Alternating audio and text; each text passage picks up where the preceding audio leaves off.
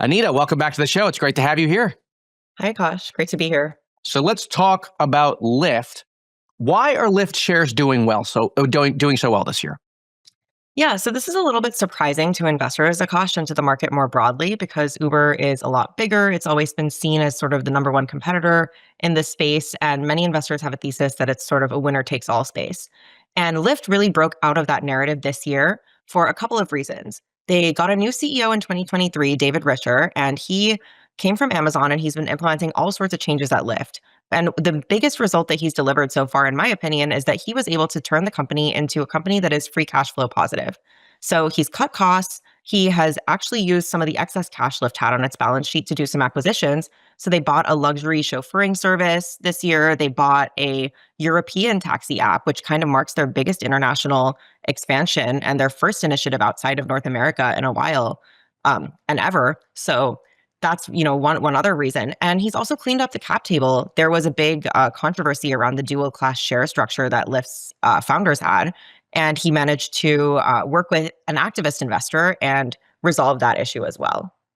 So he actually worked with activist investors. A lot of CEOs sometimes they get scared of activist investors. They say, "Look, let me do my thing over here." It's funny, it was like a couple weeks of an activist campaign, one of the shortest activist campaigns that I've ever seen. And, it resulted in Lyft upping its share buyback program, making that bigger, and also resolving this cap table issue. But it was just sort of funny to see that it was less than a month long. David Risher, he's an interesting guy. He does a lot of podcasts. I have to say, I don't know how many of them you've listened to, but he's really done the circuit. So let's talk about how Lyft compares to Uber's business. These are two companies that at one point were rivals. Now Uber is obviously much bigger. But how does the way that Lyft has been running their business contrast or compare with that of Uber's? I would say the biggest difference, Akash, was in the past, Uber was international, Lyft wasn't. So that's one thing that has started to change. But the biggest difference today is actually the Uber Eats division. Lyft has focused singularly on ride hailing. David Risher has been crystal clear that that is the only market that he's focused on right now and doesn't have plans to expand into anything like food delivery or grocery delivery in the same way that Uber has. So while Uber is a lot bigger, it's got 8 times the revenue, generates 9 times the cash. It's also grown a bit faster in the last couple of quarters because Uber Eats has been growing really nicely. The advantage with Lyft is that David Risher and the team there are focused only on ride hailing, and that's where they've done acquisitions. That's where they have focused all of their growth initiatives and new features as well. Now, what about the threats that face the ride-hailing sector at large? The elephant in the room is autonomous vehicles. It's been a big week for Waymo announcing their cars will be on highways. Has Lyft talked at all about the ways in which it's approaching that paradigm shift and the ways in which it can actually latch on to that trend? Yeah, this is a big sort of risk looming over both Uber and Lyft in different ways. And the way that Uber had addressed it is they started doing all these partnership deals with different AV firms. So they did deals with Waymo in Austin, Atlanta, and Phoenix. They have partnerships with a bunch of other, different AV players that are on different parts of that autonomous Robotaxi stack. Lyft was less successful in making those partnerships early on, but in the last couple of months or so, they have started to turn that around. And one of the key reasons is they are doing a deal with Waymo in Nashville to bring robotaxis to the Lyft network there in 2026. And what's unique about Lyft's approach is that they actually own a fleet management company called FlexDrive, something that they bought in 2020 to help service, clean, and maintain their fleet of cars.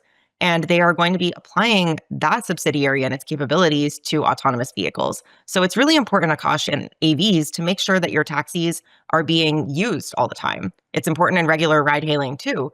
And in order to boost that utilization and make sure the cars are being turned around quickly, cleaned quickly, getting back on the roads quickly, that fleet management service, FlexDrive, is going to be really crucial for Lyft, in my opinion. And so your view actually is that Lyft is approaching the autonomous vehicles challenge a little bit better than Uber, if I'm understanding you correctly.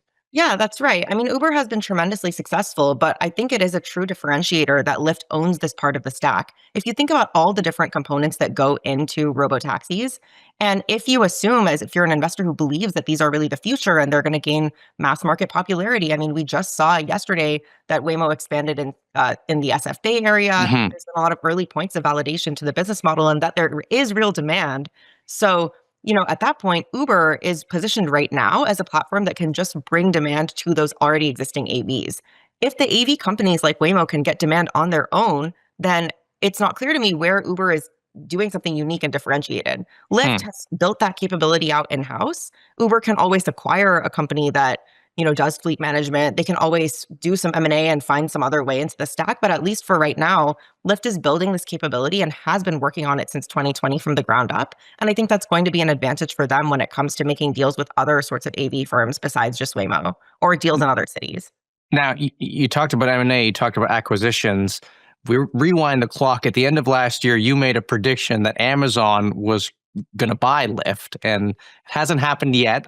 We're not saying it couldn't happen, but where do you stand on that? Are you re-upping that prediction that you made last year? What is your prediction for Lyft going forward?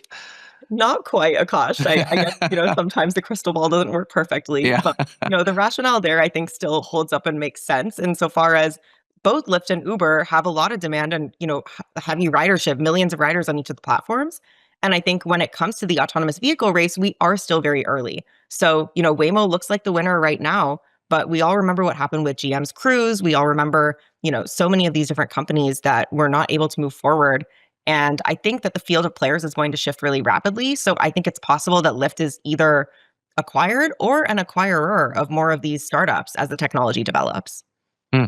Great. Well, Anita, it was a great column. Thank you so much for coming on the show. I appreciate it. And I should say, David Risher, if you're watching this, I know you're on the podcast circuit. Come on our show because clearly we're watching your company very closely.